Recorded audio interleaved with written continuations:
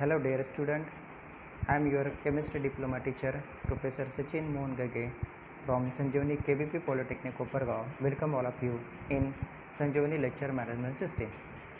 In the last class we completed the metals, means the metallurgy of your copper, and in the metallurgy of copper we studied the extraction of copper from copper pyrite. So copper pyrite is nothing but the mineral. From that mineral we extract the ore, and that ore is subjected for the metallurgical process. The first step is crushing and pulverizing. Second one, concentration of the copper pyrite. Concentration in the sense removal of the impurities on the basis of physical characteristic and the chemical characteristic. In the physical concentration, we studied the Firth flotation method. Firth flotation method is applicable for sulfide ore only, and copper pyrite, or you can say that CuFeS2 is the one of the type of sulfide ore. So by the Firth flotation method we remove the impurities. Whatever the ore is obtained, that ore is subjected for the chemical concentration called as roasting. Roasting is a process in which the ore is heated in the presence of air in the hearth of reverberatory furnace. After roasting, the roasted ore is subjected for smelting process. Smelting is carried out in a blast furnace, where we use a mixture of roasted ore, then your flux and coke. Flux is a substance which removes the impurity, and coke is a reducing agent as well as a fuel. So in a smelting process you will get the formation of what? The copper metal. After roasting, that ore is subjected for, or that metal is subjected for, Bessemerization reaction. Bessemerization is carried out in a Bessemer converter, where we obtain the blister copper, which is 98% pure. Still it contains the 2% of the impurities, and such a type of the metal is not suitable for the electrical conductivity as well as for the mechanical properties, and therefore that type of metal is subjected for the refining process. And in a refining process we studied the electrolytic refining. After electrolytic refining we will get a pure copper which is 100% pure. But as I told you earlier, the pure metal has very few characteristics, and therefore in today's lecture we are talking about the alloys. So what do you mean by the alloys? Alloys are nothing but a mixture of what? Elements. A mixture of it is a mixture of what? It is a mixture of elements.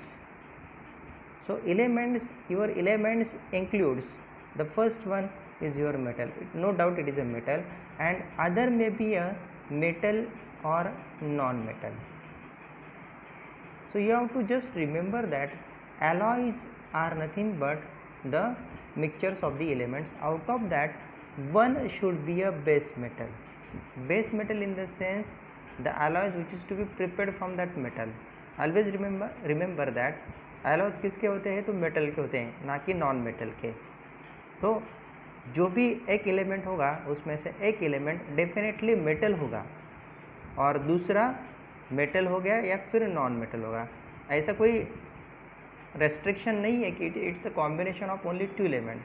It is a combination of minimum two element और more then two elements. तो उसमें से मान लो कि 1+1 हो सकता है, यानी कि 2 हो सकते हैं, 2 से भी ज़्यादा हो सकते हैं, 3 भी हो सकते हैं, 4 भी हो सकते हैं, 5 भी हो सकते हैं, like that. So the mixture, homogeneous mixture of 2 elements or more than 2 elements, out of that one should be a base metal and other may be a metal or non-metal. That mixture of element is called as, उसको हम बोलते हैं alloys. ठीक है.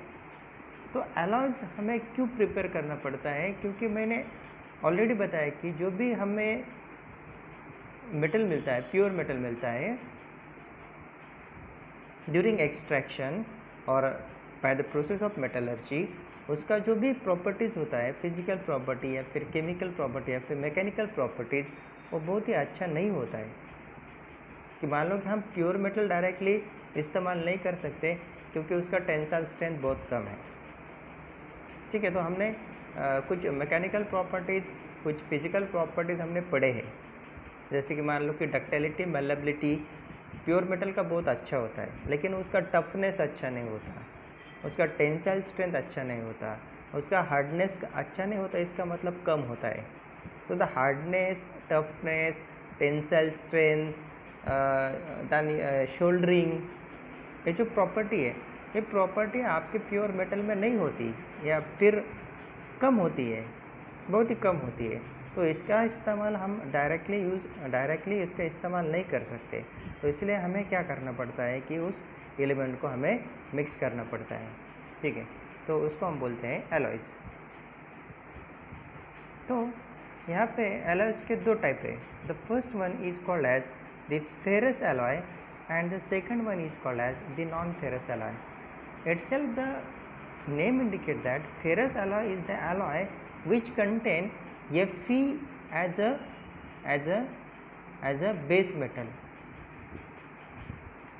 metal, तो itself ferrous alloy से क्या हमें पता चलता है कि फेरस का मतलब होता है कि Fe मतलब कि आयन, कि जिस एलॉय में आयन होगा, डेफिनेटली होगा एज अ बेस मेटल, उसको हम बोलते हैं नॉन फेरस एलॉय, इसको हम बोलते हैं ferrous alloy.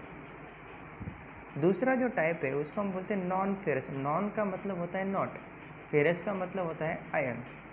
This means the alloy which does not contain iron as a base metal, कि जिसमें आयन नहीं है, मीन्स आयन नहीं है, इसका मतलब आयन के अलावा दूसरा मेटल है।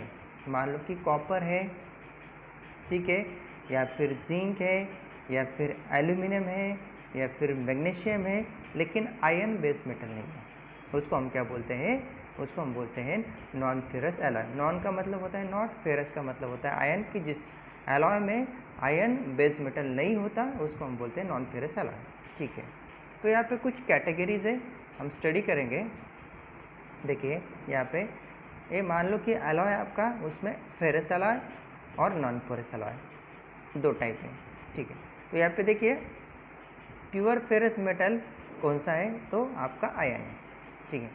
फेरस एलॉय में कौन आता है, यानी कि ये जो प्योर फेरस मेटल है, तो उसको हम क्या करेंगे, कंबाइन करेंगे दूसरे एलॉइंग एलिमेंट के साथ और बन जाएगा आपका फेरस एलॉय, कि जिसमें iron as a base metal या फिर मेजर कंपोनेंट या फिर कंस्टिट्यूएंट होगा। तो उसमें से पहला जो एलॉय है, जो कि सबको पता है, well known alloy of pure ion is a steel. और स्टील में से, स्टील में now steel have a different types, steel के भी बहुत सारे प्रकार होते हैं, ठीक है। तो उसमें से आपको जो पता है उसमें बोलते हैं हम high speed steel, high speed steel. तो high speed steel generally the steel which is used for cutting tools, जैसे मान लो कि कटर मशीन है, तो कटर मशीन में जो भी ब्लेड होता है ना, जो भी ब्लेड होता है वो ब्लेड बनता है स्टील से, और स्टील में होता है iron as a base metal. तो हाई स्पीड का मतलब होता है कि ऐसे स्टील, ऐसे material which are used for cutting purpose, उसको हम बोलते हैं कटिंग टूल। जैसे कि मान लो कि कटर, तो कटर से हम क्या करते हैं, कट करते हैं, ठीक है। तो उसको हम बोलते हैं हाई स्पीड स्टील और कटिंग टूल्स। दूसरा है pure non ferrous metal, non ferrous यानी कि नहीं है, नॉन फेरस में आयन छोड़ के सब आता है। मान लो कि कॉपर है आपका, ओके, देन आपका एल्यूमिनियम है, जिंक है, टीन है, लेड है, यहाँ पे सिल्वर है, यहाँ पे गोल्ड है, यहाँ पे मर्क्यूरी एंड सो ऑन, बहुत सारे आयन को छोड़ के सभी एलिमेंट जो कि मेटल है, वो सभी प्योर नॉन फेरस मेटल की कैटेगरी है, ठीक है। तो नॉन फेरस एलॉय मान लो कि कुछ एग्जाम्पल दिए है। तो पहला नॉन फेरस एलॉय है जो हम स्टडी करने वाले हैं वो ब्रास है, और ब्रास में दो एलिमेंट का कॉम्बिनेशन होता है, पहला होता है कॉपर और दूसरा होता है जिंक। सो हम ब्रास को कैसे डिफाइन करेगा, brass is nothing but a homogeneous mixture of copper and zinc. Copper is a base metal. अभी बेस मेटल का मतलब होगा कि मान लो कि कॉपर और जिंक है, तो बेस मेटल हम कॉपर को क्यों बोलेंगे, क्योंकि वो कॉपर का एलॉय कि जिसमें कॉपर का परसेंटेज बहुत ज़्यादा होता है, कि मान लो कि 100% है आपका ब्रास एलॉयज, तो उसमें मान लो कि 80% आपका कॉपर होगा और बचा हुआ 20% क्या होगा, जिंक होगा। तो 80% कॉपर, इसलिए उसको हम बोलते हैं बेस मेटल। तो बेस मेटल का मतलब ये है कि जिसका परसेंटेज ज़्यादा हो। तो डेफिनेटली ब्रास किसका अलावा है, तो कॉपर का, हम जिंक का नहीं बोल सकते, ठीक है। आगे का है आपका bronze. Bronze is a combination of what, copper and teen. उसमें कॉपर एंड टीन है Cu+Sn, ये भी कॉपर का अलावा है। उसके बाद शोल्डर अलावा है जिसमें लेड प्लस टीन है, जिसमें Pb+Sn का कॉम्बिनेशन है, उसमें लेड या फिर टीन उसका बेस मेटल होगा। So that is called as the classification of what, the alloys, that is ferrous alloys and the non ferrous alloys. तो हम फेरस एलॉय यानी कि फेरस मेटल या फिर फेरस एलॉय के बारे में पढ़ेंगे। तो फेरस एलॉय हम किसको बोलते हैं, द एलॉय, यहाँ पे देखिए, some ferrous metals are a metal that consist of mostly of iron and small amount of other element. यानी कि फेरस एलॉय में क्या होता है कि नो डाउट उसमें फेरस मेटल होगा और बहुत ज़्यादा होगा, और उसके अलावा दूसरे जो एलिमेंट है वो स्मॉल अमाउंट में प्रेजेंट होंगे। नाउ एवरीबडी नो दैट कि हम यहाँ पे मिक्सचर क्यों करते हैं, कि ferrous metals are prone to rusting if expose to the moisture. तो हमने लास्ट सेमेस्टर में पढ़ा है कि फेरस अगर एक्सपोज होता है एटमॉस्फेरिक कंडीशन को, तो फेरस के ऊपर अटैक होता है, और यहाँ पे देखिए, यहाँ पे फेरस का क्या हो गया, रस्टिंग हो गया। सो करोजन रेजिस्टेंस प्रॉपर्टी आपके फेरस में नहीं है। So the corrosion resistance property of your ion is very very low, and therefore to improve the corrosion resistance property of your iron it should be along with the other elements। तो इसकी वजह से हमें क्या करना पड़ता है कि उसको दूसरे एलिमेंट के साथ अलॉय करना पड़ता है, ठीक है। Ferrous metal can also be picked up by a magnet. उसका प्रॉपर्टी है मैग्नेटिक प्रॉपर्टी, ठीक है। यानी कि मैग्नेट क्या करता है, अट्रैक्ट करता है किसको, ions. So they having the magnetic properties. The rusting and the magnetic properties in a ferrous metal are both down due to the iron. Typical ferrous metal includes mild steel, cast iron and the steels. So यहाँ पे देखिए, the ferrous alloys का 3 type है। The first is called as the mild steel. Now ferrous alloy is categorized into the 3 category, ठीक। So the first one is called as the mild steel. Way mild steel किसको बोलेंगे, हम देखेंगे। उसके बाद जो आता है उसको हम बोलते हैं cast iron. It is one of the type of what, ferrous alloy.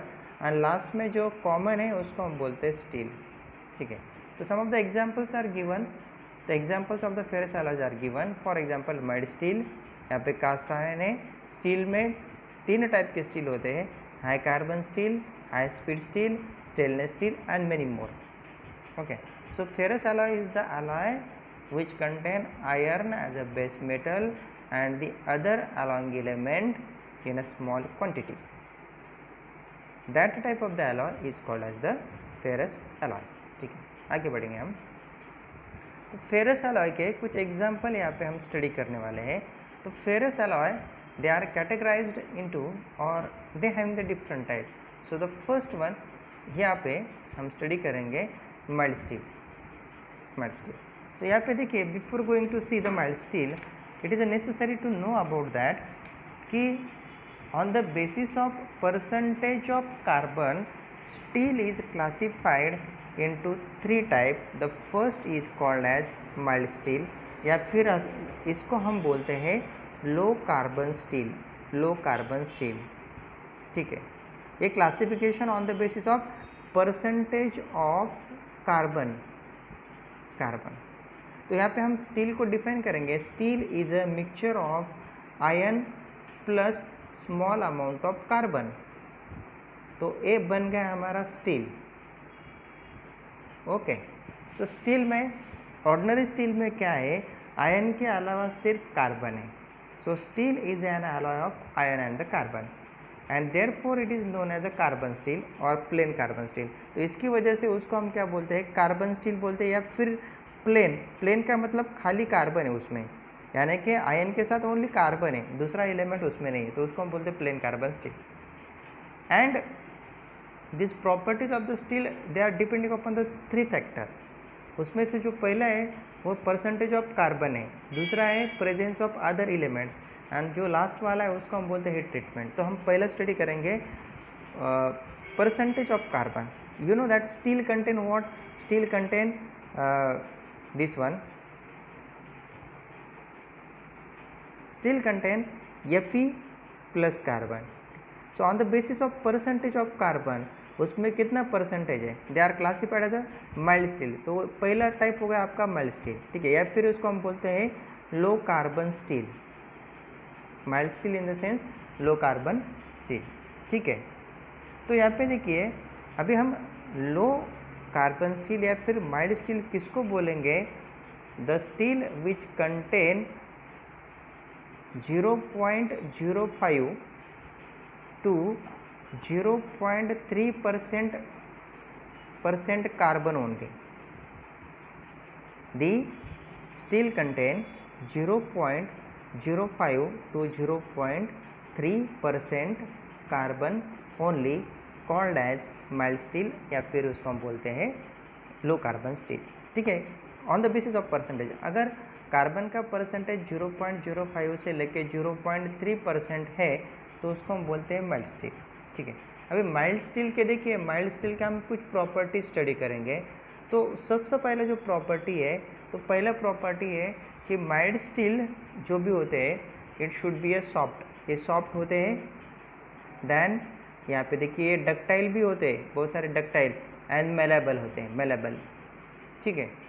And as well as ये टब भी होते हैं एंड वेल्डेबल, उसका वेल्डिंग भी बहुत अच्छी तरह से होता है। सॉफ्ट होता है जिसमें मान लो कि आप परसेंटेज ऑफ कार्बन कम है तो आपका जो एलॉयज है वो डेफिनेटली सॉफ्ट होगा।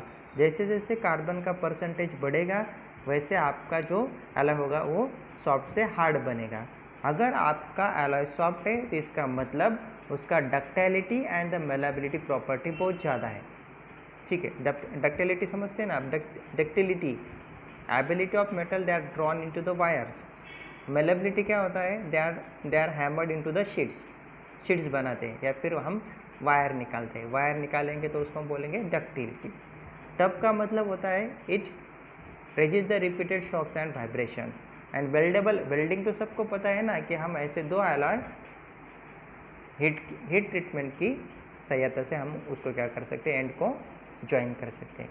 तो पहला प्रॉपर्टी क्या है कि अगर लो कार्बन स्टील है, माइल्ड स्टील है, तो सबसे पहले वो सॉफ्ट होगा, ठीक है, इसका प्रॉपर्टी है। टब भी होगा, देन वो डक्टाइल होगा, उसके बाद वो मेलेबल होगा और लास्ट में हम बोल सकते हैं कि वो वेल्डेबल भी होगा। That is the first property, ठीक है। आगे बढ़ेंगे। सेकेंड प्रॉपर्टी है it can be magnetised permanently. हम उसको मैग्नेटिक बना सकते हैं। मैग्नेटिक प्रॉपर्टीज हमने स्टडी किया। मैग्नेटाइज्ड परमानेंटली, हम उसको मैग्नेटिक परमानेंटली बना सकते हैं। That is the second property, ठीक है। सो magnetised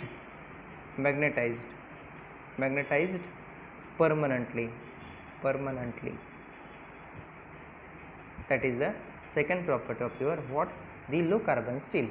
Then third one, they are good shock and impact resistance. So it resists the repeated shocks, means toughness property. So shock resistance property and impact resistance property for low carbon steel is very high. Then fourth one, they are difficult to be hardened and tempered. So harden and tempered. harden का मतलब होता है कि by heat treatment उसका hardness property हमको बढ़ाना है, लेकिन हम लो कार्बन स्टील का हार्डनेस प्रॉपर्टी बढ़ा नहीं सकते क्योंकि उसका वो प्रॉपर्टी नहीं है। It is very difficult to harden and tempered, उसको हार्ड और टेम्पर्ड हम नहीं बना सकते, ठीक है। देन लास्ट प्रॉपर्टी है उसका जो टेंसाइल स्ट्रेंथ होता है, टेंसाइल स्ट्रेंथ। तो टेंसाइल स्ट्रेंथ अगर वो सॉफ्ट है तो इसका मतलब है उसका जो टेंसाइल स्ट्रेंथ है वो टेंसाइल स्ट्रेंथ वीक है, यानी कि लो है। सो माइल्ड स्टील का जो भी टेंसाइल स्ट्रेंथ है वो टेंसाइल स्ट्रेंथ बहुत कम है। टेंसाइल स्ट्रेंथ का मतलब होता है ability to carry the load without breaking, यानी कि लोड कैरी करना। जैसे कि मान लो कि हम हमारे स्लैब में वाइल कंस्ट्रक्शन ऑफ बिल्डिंग और द ब्रिजेस हम स्टील का इस्तेमाल करते हैं, लेकिन वो जो स्टील है वो माइल्ड स्टील नहीं होता, यानी कि लो कार्बन स्टील नहीं होता, क्योंकि उसमें एबिलिटी नहीं है टू कैरी द लोड। तो उसका मतलब है कि टेंसाइल स्ट्रेंथ उसका बहुत ही कम है, तो इसी वजह से इसका प्रॉपर्टी टेंसाइल स्ट्रेंथ कम है। ठीक है, अभी हम उसका यूजेस देखेंगे। अगर ये सॉफ्ट है तो इसका मतलब है they are used for making the wire force, ropes, bolt, rivet, nut, nails etcetera. तो यहाँ पे देखिए nut and bolt, building girders, car bodies and gates, so such type of the mild steel they are used for making soft. वजह से ये जो wires होते हैं ना, फेरस अलॉय के जो वायर्स होते हैं कि इसको हम बोलते हैं बाइंडिंग वायर्स, जो कि कंस्ट्रक्शन में यूज किए जाते हैं, तो उससे बना सकते हैं।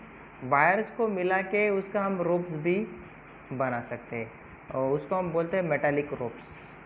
ठीक है, तो खींचने में काम आता है। मान लो कि एक व्हीकल दूसरे व्हीकल को खींचने के लिए रोप्स का इस्तेमाल करते हैं। तो रोप्स का मतलब होगा जैसे कि हम मराठी में बोलते हैं कि दोरखंड, वैसे ही मेटालिक का क्या होगा, रोप होगा जो स्मॉल वायर से बनेगा। तो रोप्स बनाने के लिए हम माइल्ड स्टील का इस्तेमाल कर सकते हैं। यहाँ पे बोल्ट, जो भी हमारा बोल्ट है, नट है, नट बोल्ट, देन आपका नेल यानी कि कीला, रिवेट्स, ये सब बनाने के लिए हम माइल्ड स्टील का इस्तेमाल कर सकते हैं। ठीक, दूसरा है they are also used for making और used for making the chains, तो हम चेन्स भी बना सकते हैं उससे से। Then they are used for making the tube, यानी कि हम आयरन की ट्यूब भी बना सकते हैं, लाइक दैट। वो बल्ब वाला ट्यूब नहीं है, ये अलग वाला ट्यूब है, पाइप बोल सकते हैं। ठीक है, then we are used for making the fan blades, हमारा जो फैन होता है ना उसका जो ब्लेड होता है ऐसा ब्लेड, तो ये जो ब्लेड है तो ब्लेड हम फैन का माइल्ड स्टील से बना सकते हैं। ठीक है, देन सीमलेस बॉयलर प्लेट्स, जो भी बॉयलर प्लेट्स होते हैं तो उससे मान लो कि वैसे प्लेट्स का इस्तेमाल कर सकते हैं ना आप, और डोसा वगैरह बनाने के लिए। ठीक है, तो जो भी प्लेट्स होते हैं ना, हॉट प्लेट्स, तो उसको भी हम माइल्ड स्टील से बना सकते हैं। ठीक है, तो this is all about what the mild steel. और उसका जो मेल्टिंग पॉइंट है वो मेल्टिंग पॉइंट 1600 डिग्री सेंटीग्रेड है। तो यहाँ पे आपने देखा कि यहाँ पे देखिए एक गेट वगैरह भी हम उसका बना सकते हैं। यहाँ पे देखिए बिल्डिंग का गर्डर्स हम बना सकते हैं। यहाँ पे नट, बोल्ट, रिवेट्स, बहुत सारे नेल्स, बॉडी व्हीकल्स, क्या बोलेंगे हम उसको, पार्ट बना सकते हैं। तो these are the uses of your mild steel. अभी दूसरा है medium carbon steel. Medium carbon steel का मतलब होगा on the basis of percentage of carbon, उसमें कार्बन कितना है 0.3 से लेके 0.6% तक अगर कार्बन है तो उसको हम बोलते हैं मीडियम, ना ज़्यादा ना कम। ठीक, तो कार्बन का परसेंटेज बढ़ गया, इसका मतलब उसका जो हार्डनेस है वो बढ़ गया, इट बिकम हार्ड, हम प्रॉपर्टी देख रहे हैं। इट बिकम टफ, उसका टफनेस बढ़ गया, and less malleable than mild steel. तो मेलेबिलिटी घट गया, हार्डनेस बढ़ गया, टफनेस बढ़ गया, तो मेलेबिलिटी माइल्ड स्टील से डेफिनेटली कम होगा। ठीक है, can be harden to some extent by heat treatment, हम उसको हीट ट्रीटमेंट दे के उसका हार्डनेस बढ़ा सकते हैं टू द सम एक्सटेंट, लेकिन माइल्ड स्टील को हम हीट ट्रीटमेंट नहीं दे सकते क्योंकि वो हार्डन नहीं होता, टेम्पर्ड नहीं होता। ठीक है, लेकिन माइल्ड स्टील को हम हार्ड बना सकते हैं, we can harden definite by heat treatment. Okay, easily weldable, welding हो सकती है उसकी क्योंकि कार्बन का परसेंटेज कम है, but it possesses the high tensile strength, उसका टेंसाइल स्ट्रेंथ बढ़ जाता है कार्बन की वजह से, और उसका टेंसाइल स्ट्रेंथ कितना है 50 kg/mm²। सो बहुत ही ज़्यादा टेंसाइल स्ट्रेंथ है उसका। And it is a highly resistance to the shock, means toughness property उसका बढ़ गया। These are the properties of your what medium carbon steel. अब उसका एप्लीकेशन क्या है, such type of medium carbon steel they are used in a railway engineering. Railway engineering में उसका बहुत ही ज़्यादा, for making the rail roads, जो रेलवे के रोड्स होते हैं ना, इसको हम रेलवे रूल बोलते हैं, ठीक है। तो ऐसा, ठीक है। तो जो रेल रोड्स होते हैं ये बनते हैं आपके मीडियम कार्बन स्टील से, ठीक है। दूसरा व्हील्स, जो भी हमारी रेलवे है उसका जो व्हील होता है, व्हील जैसे कि हमारा 4 व्हीलर का व्हील होता है, वैसे ही रेलवे का व्हील होता है जो कि बनता है मीडियम कार्बन स्टील से। रेलवे एक्सेल, रेलवे एक्सेल बनता है आपके मीडियम कार्बन स्टील से। और फिश प्लेट, ये क्या है हम इमेज में देखेंगे कि फिश प्लेट क्या है, ठीक है। Then second application machines and gun parts, उससे हम मशीन बना सकते हैं या फिर हम उससे गन भी बना सकते हैं, लाइक दैट, ऐसा गन भी बना सकते हैं, ओके। स्प्रिंग्स, यहाँ पे देखिए स्प्रिंग भी बना सकते हैं हम उससे। Then rotors and various other shaft like armature and crank shaft, तो उससे हम क्या बनाते हैं, तो शाफ्ट बनाते हैं। मान लो कि आपका आर्मचर होता है या फिर क्रैंक शाफ्ट होता है, उससे हम बना सकते हैं, दैट इज़ द एप्लीकेशन। अभी देखेंगे हम एक यहाँ पे देखिए, तो यहाँ पे हमने कुछ तस्वीरें ली हुई है। तो ये देखिए जो ये तो क्या है, नो डाउट ये रेलवे का, हम इसको क्या बोलेंगे, व्हील है, रेलवे का व्हील है, ठीक है। इसको हम बोलते हैं fish plate, fish plate, fish plate. तो यानी कि आपके जो दो रेलवे ट्रैक है ना, उसमें ये तो आप मान लो कि यहाँ से हम 10 किलोमीटर का ट्रैक अगर हम कंसिडर करेंगे तो इतना बड़ा रॉड नहीं होता, ठीक है। यानी कि जो भी आपका रेल रोड होगा वो मान लो कि जैसे कि बार है कि 10 फीट का होगा, फिर या फिर 20 फीट का होगा, लाइक दैट, उतना है। तो उसके बाद हमें उसको कनेक्ट करना पड़ता है। तो कनेक्ट करने के लिए हमें ऐसे फिश प्लेट का इस्तेमाल करते हैं, फिश प्लेट।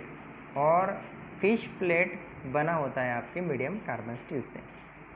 इसको हम बोलते हैं आर्मचर, आर्मचर, ठीक है। सो वाइंडिंग बोलते हैं हम, जनरली मोटार्स में हमें पाया जाता है। और इसको हम बोलते हैं, ये जो लास्ट में दिखा है ना, उसको हम बोलते हैं क्रैंक शाफ्ट। ये एक क्रैंक शाफ्ट है, ठीक है। तो क्रैंक शाफ्ट भी हम मीडियम कार्बन स्टील से बना सकते हैं। तो इसका ये एप्लीकेशन होगा डेफिनेटली। लास्ट में हम पढ़ेंगे हाई कार्बन स्टील, जो कि फेरस अलॉय का यानी कि स्टील का तीसरा टाइप है on the basis of percentage of carbon steel. अभी हाई कार्बन स्टील का मतलब क्या होगा कि जिसमें परसेंटेज ऑफ कार्बन ज़्यादा होगा। ज़्यादा का मतलब कितना, 0.6 से लेके 1.5%, 1.5% तक ही आपका कार्बन है स्टील में। So the steel which contain 0.6 to 1.5% carbon, उसको हम बोलते हैं हाई कार्बन स्टील। तो उसका प्रॉपर्टी क्या है, अभी परसेंटेज ऑफ कार्बन बढ़ गया, इसका मतलब है कि उसका हार्डनेस बढ़ गया, वो ज़्यादा हार्ड हो गया। उसका टफनेस बढ़ गया, ज़्यादा टफ हो गया, टफनेस प्रॉपर्टी उसका बढ़ गया। सो इतना टफनेस प्रॉपर्टी बढ़ गया कि इट रेजिस्ट वियर, उसका वेयरिंग नहीं होता, it resist wear. So they can be produced a keen cutting edges, उसका टफनेस इतना बढ़ गया, इट रेजिस्ट द वियर, तो उसकी वजह से हम उसका कटिंग टूल्स बना सकते हैं due to the toughness or hardness. As we know that the percentage of carbon is increased and therefore the tensile strength property, उसका जो TS है उसको मैं शॉर्ट में टेंसाइल स्ट्रेंथ बोलूँगा, उसका प्रॉपर्टी बढ़ता है और वो बढ़ता है 60 kg पर mm²। ठीक है, तो माइल्ड स्टील का कितना है? माइल्ड स्टील का 50 kg पर, mild steel medium carbon steel का 50 kg पर mm² है, और यहाँ पे आपका हाई कार्बन स्टील का 65 kg पर mm² है। ठीक है, तो यानी कि कार्बन बढ़ गया, उसका टेंसाइल स्ट्रेंथ बढ़ गया। दे आर नॉट वेल्डेबल, जिसका हार्डनेस ज़्यादा होता है वो वेल्ड नहीं होते, वेल्डिंग, हम उसको वेल्ड नहीं कर सकते, so they are not weldable, that is the property. Their hardness is improved by heat treatment. In high carbon steel का हम हार्डनेस को बढ़ा सकते हैं, हार्डनेस इम्प्रूव कर सकते हैं bye heat treatment. Heat treatment देके हम उसका हार्डनेस और भी बढ़ा सकते हैं। ठीक है, that is a property. And they cannot be easily forge, उसका हम फोर्जिंग यानी कि उसको हीट करके, हैमरिंग करके उसको हम दूसरे शेप, साइज या फिर शीट में कन्वर्ट नहीं कर सकते, that is a property. High carbon steel जो होता है उसमें परसेंटेज ज़्यादा होता है, तो उसकी वजह से उसका हार्डनेस, टफनेस जो प्रॉपर्टी है बढ़ जाता है। ठीक है, एप्लीकेशन क्या है? तो नो डाउट कि इसका हार्डनेस, टफनेस बढ़ गया, it resist the bearing and therefore they are used for making a keen cutting edges and therefore they are used for making, तो इसकी वजह से हम उससे बना सकते हैं, they are used for making the files बनाने के लिए। देन वुडन वर्किंग टूल्स, जैसे कि हम एक जो कारपेंटर लोग होते हैं ना, तो वुडन वर्किंग टूल का इस्तेमाल बहुत ज़्यादा करते हैं। फॉर एग्जांपल चीज़ें, तो उसको हम क्या बोलते हैं मराठी में हम बोलते हैं उसको छनी, ऐसे हैमर, या फिर ये जो टूल्स होते हैं चीज़ेल्स, ये बनाने के लिए, हैमर बनाने के लिए चीज़ेल, हैमर, या फिर पंचेस, हम पंच करते हैं ना, पंचेस। सॉ का मतलब होता है कि जो कारपेंटर होते हैं ना, फर्नीचर बनाते हैं, तो आपके जो वुड है उस सरफेस को क्या करते हैं, प्लेन करते हैं सॉ से। ड्रिल तो सबको पता है ना, तो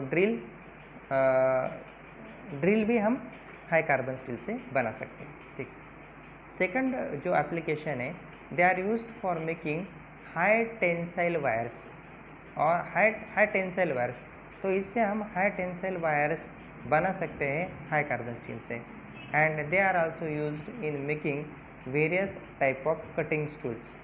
और यहाँ पे हमने पढ़ा है ना कि उसका टफनेस, हार्डनेस इतना ज़्यादा बढ़ गया है कि उससे हम कटिंग टूल्स जैसे इंस्ट्रूमेंट बना सकते हैं। कि फॉर एग्जांपल हम उससे कटर बना सकते हैं, नाइव्स, हम उसको चाकू बोलते हैं, blades, razors, etc. Such type of the cutting instruments, they are made from the high carbon steel. So this is all about what the steel and the type of steel. So in today's lecture we studied the definition of alloy and the type of the alloy, ferrous and non-ferrous.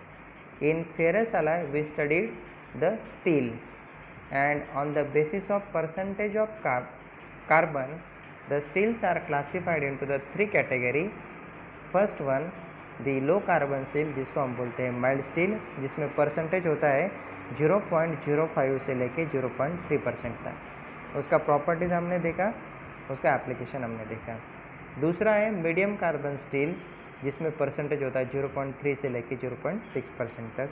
और last में हमने देखा कि high carbon steel, जिसमें percentage होता है 0.6 से लेके 0.3%। So this one is sufficient for today's lecture. We will meet in the next lecture with the non ferrous alloy. Till then, goodbye. Thank you.